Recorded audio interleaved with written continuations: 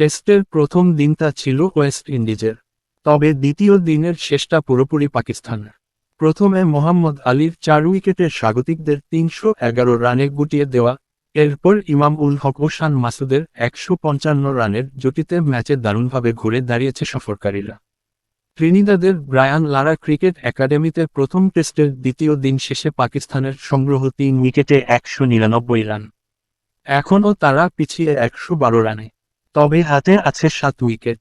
অপরাজিত 88 রানে ব্যাট করছেন শান মাসুদ, সঙ্গে 2 রান নিয়ে আছেন সালমান আগা। দিনের শুরুতে 194 বিভাজন 3 স্কোর নিয়ে ব্যাট করতে নেমেছিল ওয়েস্ট ইন্ডিজ।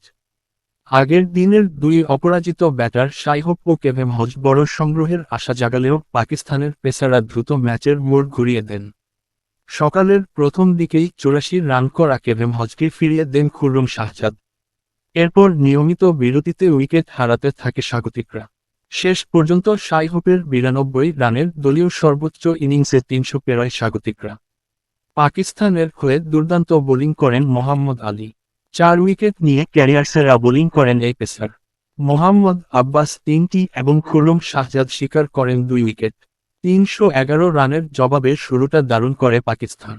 আজান আওয়াইস 3 রান করে বিদায় নিলেও ইমাম উল হক ও শান মাসুদ প্রথম উইকেটে গড়ে তোলেন 155 রানের জুটি।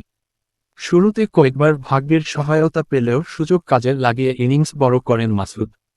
আক্রমণাত্মক ব্যাটিংয়ে দ্রুত 50 তুলে নেওয়ার পর বিরতির পর অনেক বেশি ধৈর্যের পরিচয় দেন তিনি।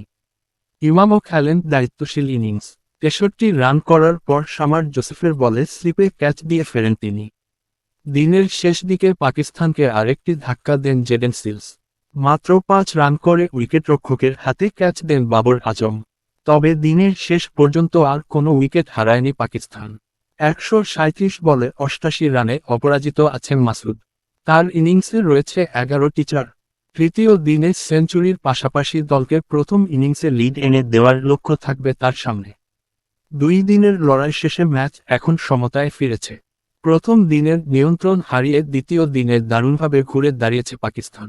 তবে এখনও 112 রানে পিছিয়ে থাকায় তৃতীয় দিনের প্রথম সেশনই নির্ধারণ করে দিতে পারে ম্যাচের গতি কোন দিকে মোড় নেবে।